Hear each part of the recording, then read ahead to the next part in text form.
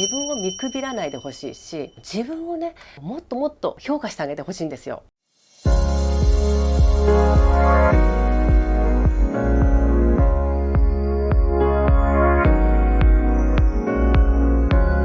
はい、皆様こんにちは。大福まめこです。いつもご視聴ありがとうございます。今回は引っ越し後の、私の部屋でね、お部屋に遊びに来た感じで皆さんリラックスしてご覧ください。で、前回引っ越しの動画を出したんですけど、古いアパートに住んでいた時の、私のね低迷期、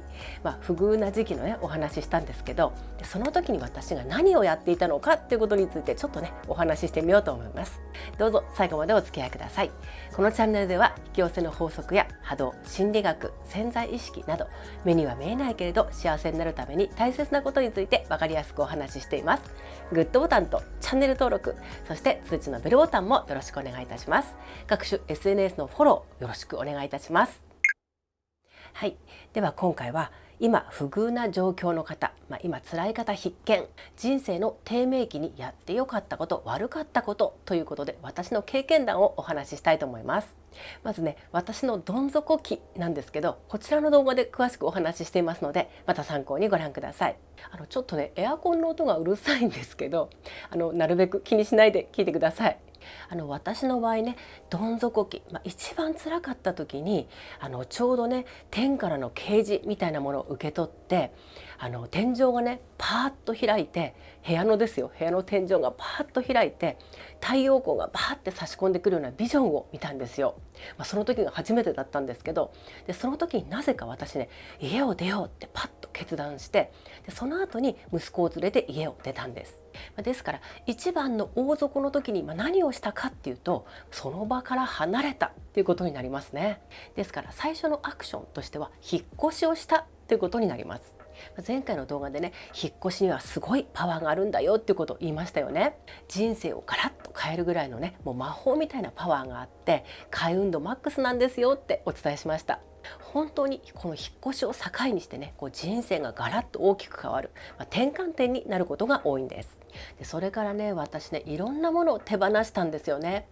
もちろんお金とか、あと嫁入り道具っていうんですか、実家の母にね結婚の時に買ってもらった桐のタンスとかね、なんかソファーのセットとかダイニングテーブルとかね、そういった嫁入り自宅っていうんですか、そういうものを全部手放しましたし、あとはね人間関係ですよね。そこでね仲の良かったママ友とか元夫のお母さん、私のね実の母よりも仲がいいぐらい本当に仲が良かったので、お母さんとね離れるっていうのは本当に辛い決断でした。であとはね元いた会社の仲の良かったね仲間たちとか、実家の母をね一人で残して遠方へ行くっていうことにやっぱりね後ろ髪を引かれる思いもあったんですけど、あとはねやっぱり世間体もありますよね。近所の人にねどういうふうに見られるかなとか、やっぱりねそういうふうな心配もあったと思うんですけど、当時はもう必死だったので、そういうことを考える余裕もなく、とにかくもう家をね出なくちゃ、子供のためにね環境を整えなくちゃっていうのがまず先だったので、とにかく家を出たっていう感じでしたね。常識とか、世間体とかもう普通の感覚がちょっとぶっ飛んでたんですよね。やっぱりこの必死な時って火事場のバカ力っていうんですか、見えないパワーみたいなのがうわーって湧いてきて、今だったらねあれと同じことができるかって言われるとちょっとね勇気出たかなって思うんですけど、必死でしたよね。でね、徹底的に手放せるものは全部手放して、で本当に大事なものが分かったっていうんですかね。私はねやっぱり息子が一番大事で、その他はもう命さえあればもうどうでもいいみたいな、なんとかなるっていうぐらいの気持ちだったんですね。ですからそれぐらい必死になる、もう何が何でも活路を見出すために今できることを何かねやるぞっていうこの気合、もう気持ちがねやっぱり道を開くんじゃないかなって思います。その低迷期、その辛かった時にね、もうこれからは私はもう自分を大事に生きようって決めたんですね。もう我慢しないでもう自分らしく生きたいなって思ったんです。でそれはね息子のためにもっていう気持ちももちろんありました。やっぱりね母親が暗い顔をしてたりね、なんか泣いてたりするとね、子供ってやっぱり心配じゃないですか。元気も出ないしね。でお母さんのことばっかり心配してね、自分のね何か青春時代のやりたいこととかに集中できないじゃないですか。なのでなるべくね私が私を大事にすることでやっぱり笑顔でいられますから、まず自分のね幸せを考えようって思いました。でね、前回の動画でもお話ししたんですけど、私がね子供の時に母とね、母が離婚して、すごくねおんぼろなねもうお化けが出そうな、古い借家に引っ越した時でも母はね全然暗い顔を見せなかったんですよ。でそのお金があるとかないとかそういうの関係なくって、その時の暮らしを子供と一緒にどうやって楽しむかっていうことにすごくね母は工夫をしてくれてまして、なんか夜ね2人で銭湯に手をつないで行って、星をね数えながら帰ったりとか、あとはね縁側にテーブルを出してね電気をつけないで夕日の中でねご飯を食べたりとか、夕方になって夕涼みしに行こうって言ってね海までドライブして、で海でねお漬物の石を拾って帰ってくるのに、なんかちょうどいい石をね2人で探したり、なんかお金をかけないでね楽しめることってたくさんあるんだなってその時にね母から教わったんで、息子とねすごく古いアパートに引っ越した時も、何ていうのかな、その暮らしを息子とどうやって楽しむかっていうことをまず考えました。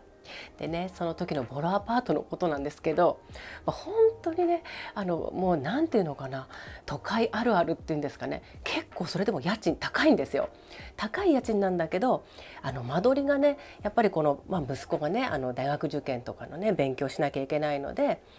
息子の部屋と私の部屋それぞれ欲しかったんですよ。でそのお互いの部屋を通らずに、例えばトイレとかお風呂に行けるような間取りのところを探してたら、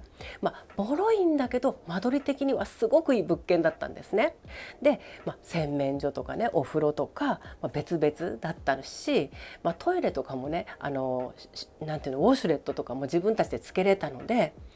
特にね生活にはそんなに不足はしてなかったんですよ。ですけど入居してねまだね1ヶ月も経ってないぐらいの時にドアノブがねボロって取れてきたりとか、あとはね洗面所のお湯とね水の蛇口がね別々なんですよ。ということは水なら水、お湯ならお湯しか出ないんで熱湯ですよね。だからなんか冬あったかいねお湯を使いたい、ちょうどいいお湯を使いたいっていう時に出ないんですよ。加減ができないのね。お湯ならお湯しか出ませんからやけどしますよね。なので洗面所ねほぼね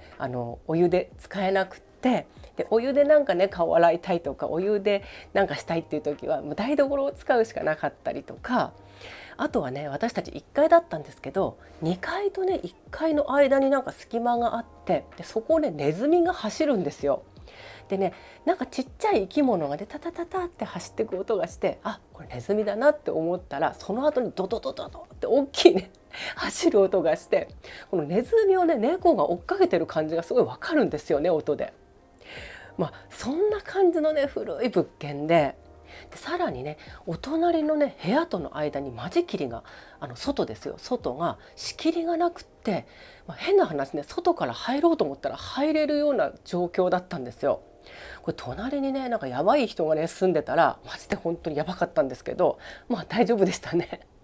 息子もね最初一緒に住んでたんで良かったんですけど、その後息子独り立ちしてね一人暮らしするようになったので、その後はね私しばらく何年かそこに住んでたんですけど、本当にね今考えるとなかなかのやばい物件だったなって思います。でね四方八方もう高い建物に囲まれて、なんかポツンとね日当たりの悪いところだったんで、梅雨時期になるともう本当に水槽の中にいるみたいなんですよ。もう周りがもう全部水みたいな感じで、すんごい湿度が高くって、もうこういうねなんだっけ、水鳥増産っていうんですか、除湿剤をね部屋の中にねたくさん置いてもう除湿しなきゃいけなかったり、あとは真冬、すっごい寒くてねもうお風呂上がりとかもカチコチになるぐらい寒かったんですけど、暖房ねもう脱衣所のところに置いたりして、工夫しながらねなんとか住んでたんですけど、でもねなんか私ねそこに住んでてなんでこんな辛いんだろうとか、もうひどい暮らしして私最悪だわとかって全然思わなくって、どっちかっていうとね息子とのびのびと暮らせることがすっごい幸せだったんですね。でね誰かに気を使う必要もなく、ちゃんとしたね奥さんでいなきゃとか、ちゃんとした嫁そういうね肩書きにとらわれずに、もうとにかくなんかね息子と自由を楽しんで暮らすことができたっていうんですかね。でいいところにやっぱり目を向けるようにしていました。ですからね屋根があるところでね今日も静かに眠れて幸せだなとか、今日もね息子とね美味しいご飯を食べられてよかったなっていう感じで、そのボロいところは楽しんで今の中のいいところ、幸せなところを見つけてとにかく感謝していましたね。で夜寝る前にはね布団に入って手を合わせて、私のね父がもう亡くなってるので、父とかあとはおじいちゃんおばあちゃんとかね、私を守ってくる人みんなにお礼を言いながらね眠りにつくようにしていました。でその他にも、参考になるか分かりませんけど、このね古いアパートで開運のために私がやっていたことをちょっとねご紹介しようと思います。掃除をとにかくしていたんですよ。こまめなねトイレ掃除とか、水回りとかね、あと玄関の叩きも水拭きしていました。あとはね床の水拭き、掃除機をねかけるだけじゃなくて必ず床にね四つん這いになって拭き掃除、雑巾でね拭き掃除を必ずしていました。であとはね、賃貸物件なんだけども外のね土のあるところに草が生えるんですよ、雑草がね。それを、誰もね掃除しないので私がねこまめに抜いたりとか、あとは玄関前のみんなが通る通路があるんですけど、そこをね私が掃き掃除したりとか、そういうことをしていましたね。自分の部屋さえきれいになってればいいってんじゃなくって、みんなの公共のところっていうのかな、共通のところも掃除したりしていました。あとは近所の神社にね足しげく通いました。子供のね受験だったのでそれのねお願いもあったんですけど、やっぱり心がねすっきりすがすがしくなるんですよね。波動が上がるんでしょうね。でねその時は東京に出てきたばかりだったので、その辺のね土地勘とかも全然わからないし、散策も兼ねて自転車でねいろんな神社を回ったりしていました。でね以前の神社の動画でもお話ししてるんですけど、私ね引っ越すたびに同じ神様の神社が近くにあって、これね神様に呼ばれてるのかなって思うぐらいで、もう3回あったんですよね、そういうことが。で今のところもねちょっとまだね近くの神社行けてないので、もしかしてね同じ神様かもしれないんでちょっと楽しみにしています。あとはねもう次に引っ越すところのことをもうめっちゃイメージして、なるべく物を増やしませんでしたね。シンプルな生活をするようにしていました。でね次どんなとこに住みたいかなっていうのをスーパーとかにね無料配布の冊子があるじゃないですか。例えばパートとかアルバイトのね調べる雑誌とか、あとは賃貸物件物件選びの本とかね無料で置いてあるじゃないですか。ああいうのをもらってきて、でこういうとこに住みたいなとか、こういうねマンションで眺めがいいところがいいな、綺麗なところがいいなとかって見てたんですよね。そしたらねその次に今のね一緒に暮らしているパートナーと出会って、で一緒に暮らすことになって、で私がね思い描いていたようなマンションの上のね階に住んでベランダからね富士山が見えたんですよね。それが本当にね嬉しくって、やっぱりねイメージしてることって叶うんだなって思いました。であとはねなるべくね嫌なことはしなかったんです。私ねお勤めを、本音の本音で言うと朝会社に行って、夕方帰ってくるっていうねお勤めをしたくないなって思ってたんですよね。だけど、常識にねとらわれてしなきゃいけないって思って最初ね少し就活もしたんですよ。もともとねやっていた記者の仕事を、キャリアとして生かしてそういうね文章を書く仕事をできないかなと思って就活したこともあったんですけど、受からないんですよ。でこれはどうしようやばいと思って愕然としちゃってね、ブランクがあったっていうのもあるし、年齢的なこともあるのかな、私40代半ばだったんですけど受からなくって、もう自信喪失ですよね。どうしようやばいと思ったんだけど、幸いなことにねこの出てくる時に不思議とねちょっと大きいお金が入りまして、それはね私の母がね離婚する前の家のね祖父母が残しておいてくれたお金をいただいたっていうことがあったんですけど、それでねなんとか生活の方はなんとかなってたんですけど、やっぱり働かなきゃいけないっていうこのね常識にとらわれてて、それがね就活がねうまくいかなかったんですよね。なんですが、そのうまくいかなかったおかげで私じゃあフリーランスで何かできないかなって考えた時に、実はねある本に出会いまして、で本屋さんでね宇野卵さんってね方の本に出会ったんですよ。でこの宇野さんとね実は不思議な出会いをすることになって、で宇野さんとね直接お会いしてお話もしたり、で今ではね時々ねやり取りもして、実はねこのピンクのねこの絵も宇野さんのね個展での絵をね購入したんですけど、その宇野さんって手相占いをされる方で、占い師兼漫画家だったりイラストとかね絵を描かれる、アーティストさんなんですけど、でその宇野さんの本と出会って、で私も占いやってみようかなと思ったんですよ。でその占いをやってみようかなって思って、でコンビニに出かけて帰ってきたら占いの会社からスカウトが来てたんですね。まさに引き寄せなんですけど、でそこで、その占いのね会社さんのオーディションをね受けなきゃいけなくって、でそのためにねスカウトだったから無料でね指導をね受けられたんですね。マネージャーさんからいろいろね占いの指導を受けまして、でオーディション受けたんですけど受からなかったんですよ。で2回受けたんですけど2回とも落ちちゃったんですね。でいやこれどうしようかなって思ってて、でその後、その講習を、受けたことを元にして、であとはねマヤ先生っていう占いの先生にも出会ったりして、とにかくそのねうまくいかなかったことも全て後につながってきて、でここならで自分でじゃあ占いやってみようと思ってやったらトントン拍子でねうまくいって、ランキングの1位を取れたりとかでね、そのここならをやり始めて、1年ぐらい経ってからこの YouTube をねやってみないかっていうお誘いを受けたり、あとはね人から勧められたりとかして、で今のねこの YouTube をやることになったので、全てはね本当に必然だったんだなって思うんですよ。ですからね今このね不遇な時とか、いろんなねうまくいかないことがあっても必ず何かにつながってるんでね、皆さん気を落とさないでくださいね。本当にね私思うんだけど、不遇な時にね腐るっていうのが一番ダメなんですよ。腐ったりね、あとは誰かのせいにしてね自分を被害者みたいに考えたり、あとはなんでうまくいかないんだろうって、私がこうだからかなこうだからかなってね一人反省会みたいなのを始めちゃったり、あとは何かこの悪いカルマがあるんじゃないかとか、前世に何かあるんじゃないかとか、何か目に見えない世界のせいにして現実逃避したりするっていうのが本当に良くないんですね。でよくね言われるのが、現実は無視していいってねいうあれもあるじゃないですか。でも現実を無視っていうよりも、私が思うに今の現実をまず一旦受け入れる、ね、ありのまま受け入れて、いいとか悪いってジャッジしないの。でジャッジしないでこの状況をいかに楽しむか、でこの状況の中にいかにこの幸せなところ、いい面を見つけるかっていうゲームだって思ってね、もう楽しんじゃった方がいいんじゃないかなって思うんですよ。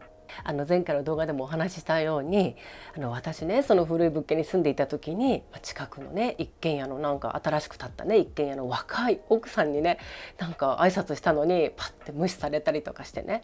悔しい思いとかもねいろいろあったんですけど、なんていうのかな、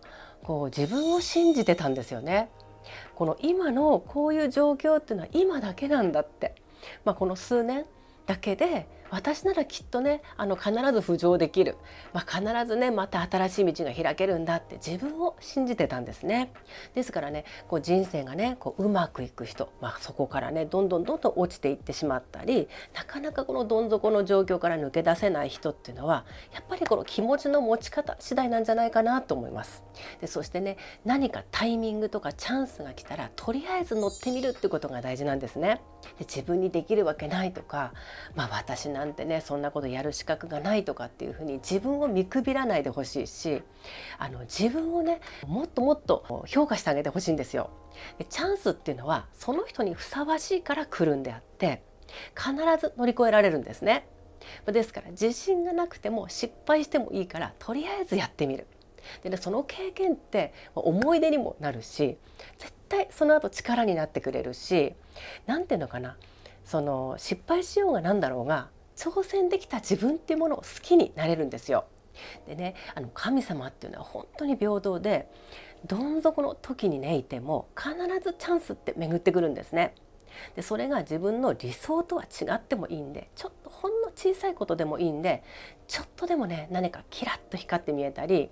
なんかね興味が湧いて、これはなんか気になるなとか、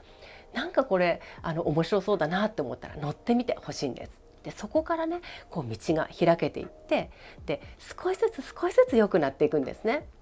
でよくねスピリチュアルをなんていうのかな、引き寄せとかね、そういうものをやればいきなり理想の世界にポーンとねいけるっていうような感覚でね期待しちゃう人がいると思うんですけど、そうじゃなくって本当に小さい変化、少しずつねポンポンと上がっていくもので、その上がっていくことを楽しんでいるうちに突然ね高速エレベーターみたいなことがドーンって来たりするんです。ですからねこう神様がね、こいつは何かチャンスをやったら必ず乗るやつだな、こいつは何か面白いことやってくれそうだなって、まずね見てもらうことが大事なんですね。女優さんに、なりたい人だってやっぱりオーディションに行かなきゃいけないでしょ。あと例えばねスカウトをもらうにしたっておしゃれをしてね、可愛らしい、髪型とかメイクでね外に出ないとね、ずっと部屋の中にいたって誰にも見つけてもらえないじゃないですか。だからやっぱりこのチャンスのね女神に見つけてもらえるようなね行動、表に出るっていうことが大事です。アウトプットですよね。でねこれは私の話なんですけど、結構ねブランクもあったし、いろんなね面接じゃないやお勤めの、就活してみたけど全然受からなかったじゃないですか。なんだけど元のね会社の同僚がね私にいろんな仕事を振ってくれるようになって、これ私ね別に何も声かけたわけじゃないんですけど、突然ね向こうからこういう仕事があるんですけどやってみてもらえませんかってこうね言ってくれて、それがねすごい著名なね芸能人の方とお会いする仕事だったり、あとはね映画の原作にもなってすごくヒットしたね映画の原作にもなった作者の方のねインタビューだったり、あとはねなんか医療関係のねすごく大きな対談記事、それはね新聞のね紙面見開きに、なるぐらいの大きな記事だったんですけど、それをね任せてもらえたりとかして、とにかくねなんていうのかな、自分が嫌なことしたくないことをしないで、好きなことやりたいことをやるって決めてね、でそのことを楽しむ。あとは日々のね暮らしの中に小さな幸せ、面白いところ楽しいところを見つけて、とにかく笑顔を絶やさずに、愚痴やぼやきを言ったり、腐らずにね明るくポジティブなねエネルギーを発していたことで、自分が思ってもいなかったようないいこと引き寄せができたこともありました。この腐らないっていうことね、腐るとね本当に貧乏神が寄ってくるんですよ。例えばね愚痴とかぼやきとかね言ってると、もう口が腐るって思ってください。本当にね口からねゴミみたいな匂いがしちゃうんじゃないかって思った方がいいですよ。それぐらい言霊っていうのはねエネルギーがあるんです。起こることっていうのは自分の波動次第なんで、自分が腐ってると腐ってる現実をまた引き寄せるんですよ。でね自分が腐ってると周りまで腐っていくし、いい人がね寄ってこないし、いいことも寄ってきません。とにかく自分の発する言葉、態度行動にとにかく注意してください。たとえね今住んでいるところがボロボロで古くてもね、環境が悪くてもお金がなくってもね、いい言葉を発して、でいい行動をしてね、いい行動っていうのは何ていうのかな、自分のことばっかり考えてるから辛くなるんで、やっぱりこの周りの人が喜んでくれるようなことをする、あとは人の役に立つようなことを考える、そういうふうなねこう利他の心っていうのかな、そういう気持ちを持つことでね、なんか自分のことも好きになれるし、あとはねいいこともどんどん寄ってくるようになります。食べるものもね脂っこいねコンビニのものとかだけじゃなくって、簡単でもいいのでね生の野菜をね自分でお料理してなるべく食べるようにしたり、今ちょっとねなんかお米が不足している状況っていうのもありますけど、シンプルなこう素材そのものをね味わうような食生活、自分のね健康を考えた食生活をすることで、内側からいい波動をね発することができる人になれると思います。前回の引っ越しの動画でちょっとコメントいただいて、今のところにねご主人の転勤で引っ越してきたんですって。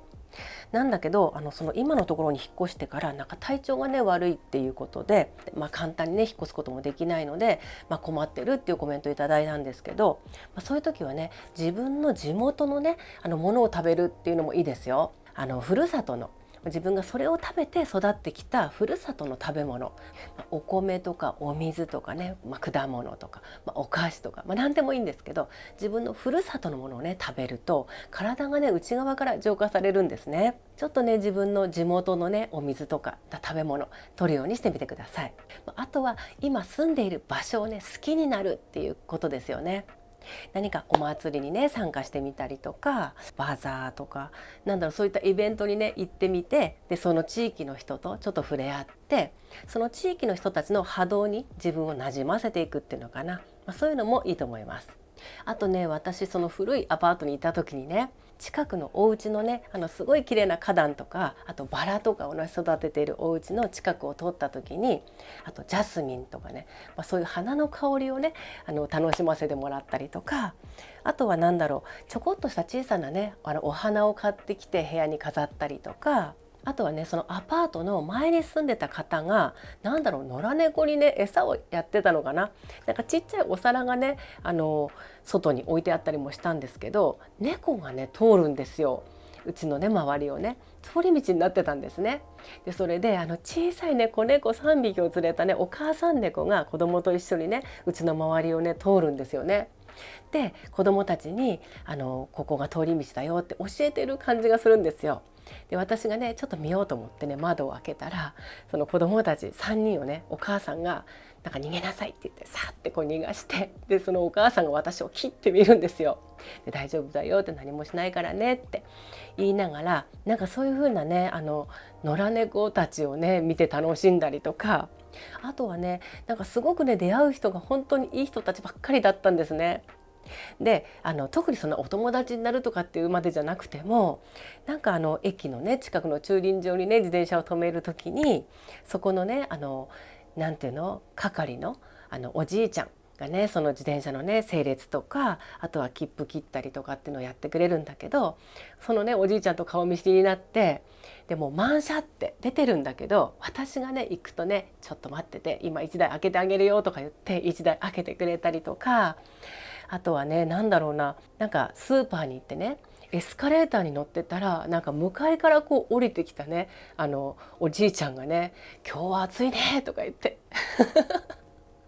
いきなり話しかけてくるんですよ。地域のお祭りをやってたところの鉢巻きを巻いたねおじさんたちがちょうどねみんなに配るお菓子がね余ってたって言って、たまたま通りかかった私にねお菓子をくれたりとか、なんていうのかな、やっぱりこの自分次第なんだなってその時思ったんですね。でどんな不遇な時でも自分をね自分でちゃんと整えていい波動にねしていると、必ずいいことがね入ってくるんですね。でそれをねまた感謝して、喜んでねワクワクして、次はどんな楽しいことが待ってるんだろうって、こう暮らしそのものをね楽しむっていうのかな、もうゲーム感覚ですよね。だってねそれがねその不遇な時期がずっと続くわけじゃないじゃないですか。それこそね自分次第でどんな人生にも開けていくわけだから、そういう不遇な時のなんていうのかな、工夫、暮らしの工夫、節約とかね、そういうのも全部楽しいの。で子供にとってもねすごくいい経験だったと思うし、でそういう中でもやっぱりね母親がね明るく一生懸命頑張ってる姿を見せるっていうのがやっぱり一番のね教育っていうか教えなんじゃないかなと思うし、だからねこの前ね息子がね会った時に言ってて、俺はね強い女の人が好きなんだよって言うんですよ。でそうなんだって、どうしてって言ったら、母さんがやっぱり俺の前でいつも明るく元気で笑顔でいてくれたからだよって言ってくれたんですね。ちょっとまたねあいつがやってきちゃったんですけど、だからねどんなことがあってもやっぱり諦めないで、腐らずにね自分のことを信じて、でその時にできることを一生懸命やってみるっていうことが大事ですね。ちょっとごめん。もうね年取ったらねもうほんと涙もろくなるんですよね。もう涙腺がね弱くてもうすぐね涙出てきちゃうんですよ。であとはね、工夫することっていうのがすごく大事で、スピリチュアルがね好きな人がよく陥りがちなことなんですけど、引き寄せできれば全部うまくいくんでしょうっていうか、なんていうかな、豊かさとか愛とかお金、全部入ってくるんでしょうって、もちろんそうなんですけど、そのためのやっぱり行動をねちゃんとしないといけないし、であとは一発でうまくいくと思わないで、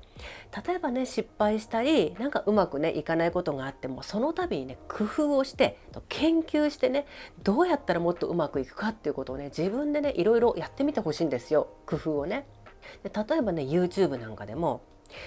一生懸命作ってすごくねいい動画作ってるのになかなか伸びないっていう人もいると思うんですけど、この SEO とかね、例えばその時のトレンドだったり、あとはやっぱりどんな時間にみんなが見ているのかとか、いろんなね研究することがあるんですね。こう自分のねやり方だけにこだわらずに、あとは思い込みを捨ててね、やっぱり研究してみるってことがとっても大事です。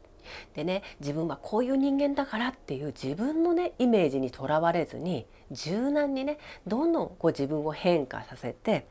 ぱこう塗り替えていく、アップデートしていくっていうことも心がけてみるといいと思います。あとはね、私その辛い時期にじゃあ悪いことが何もなかったのかっていうと、実はそうでもなくって、やっぱりねお金が、貯金がねどんどん減っていくだけだから焦りが出てくるじゃないですか。でなので私ね株をやってたんですけど、株でね結構無茶なことをしたりしましたね。やっぱりこう短期間にたくさんのお金を得ようと思うと、結局ハイリスクハイリターンなものに手を出しちゃうんですよ。でそれでね私も結構損失を出しちゃって、はっきり言うとね、そうだな、国産の高級車1台分ぐらい。溶かしたことがあったんですよ。それぐらい、お金をね失ったりとか、本当その時ね私ねストレスで血尿が出たんですよね。それぐらいねお金のことでやっぱり焦りもあったし、必死でね心身ともに参ったこともありました。なんですけどね、それもまた経験なんですよ。で今もねちょっと株のね値動きが荒くて、なんか投資に失敗しましたってどん底ですっていうコメントとかも来てるんですけど、必ずねお金のことはなんとかなります。もう私もねその損失は2年ぐらいで取り戻しましたから、必ず大丈夫ですから。でとにかくね焦って危ないものに手を出さないこと。お金ってね追いかけると逃げるんです。ですからこのお金だけをね求めるっていうよりも、やっぱり自己実現、自分のね持っているものをどうやって生かして、それをどうやってお金に変えるかっていうことを考えた方がやっぱり人生もね豊かになりますし、でそのことによってね人から喜ばれたりとかして、喜びもついてくるじゃないですか。なのでそのお金の損失を出したりして辛い人も、これがいい勉強になったと思って、ちょっとね考え方を変えてみるっていうのもおすすめしたいです。ですからね、今ちょっとね辛い境遇にいるとか、不遇な時期なんだとか、今本当にどん底なんですっていう人もいると思うんですけど、絶対に諦めないでください。私もね本当にね今考えると、なかなかのね過酷な状況だったなとは思うんですけど、あの時があったからやっぱり今があるし、なんていうのかな、どんなことにでもね感謝できるようになったんですね。でどんな小さなことでも幸せを見つける名人になれますし、でそれができたらね、もう辛い時を楽しめることができたらもう最強なんですよ。もう無敵になれるんです。だってねその辛い時でさえ楽しいんだから、もう怖いもんなしでしょ。もうね神様もね、もうこいつはもうここクリアしたから、もうこのステージはもう終わりって、もう次のステージ行っていいよってもう言ってくれるんですよ。ですからこの今の人生のねこの一番厳しいこのステージをね、もう自分でね乗り越えることをどうかね楽しんでほしいなと思います。今南海トラフだとかね、なんか、台風も近づいてるしね、いろんな災害がね心配されることが多いじゃないですか。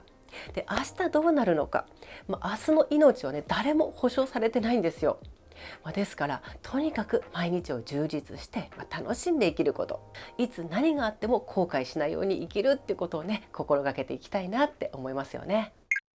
はい、いかがだったでしょうか。ということで今回は、私のね不遇な時期に、やってよかったこと悪かったことみたいなねお話をしたんですけど、どうだったでしょうか。いいことばっかりじゃなくてね、悪いことももちろんあったんですけど、全てはね自分の学びだし、全てがね経験だったなって今は思います。ですからね、皆さんもね今どん底だよって、今辛いんだっていう方もね、必ずあの時大変だったな、でもあの時があったから今のこの幸せがあるんだなと思える時が必ず来ますからね、もう諦めないで腐らずに頑張ってみてください。でね、自分の理想の未来、こうなりたいなっていうね夢を諦めないことで、そしてねイメージして、もうその時のね叶った時の気持ちをもうワクワクしてもう味わって楽しむこと、それはねお金がなくてもできることですよね。そして目の前に来た小さなチャンスにどんどんトライしてみることね、でチャレンジして、で経験値を積んで、でちょっとねうまくいかなくても工夫して研究して一つずつ乗り越えていくこと、ね、着実にね夢へ向かって歩くっていうことをやってみてください。はい、では今回のお話が良かったと思われた方はグッドボタンとチャンネル登録、そして通知のベルボタンも違ったちょっと待って、指が違った、なんだっけ、今回のお話が良かったと思われた方はグッドボタンとチャンネル登録、そして通知のベルボタンもよろしくお願いいたします。それではまた次回もお楽しみに。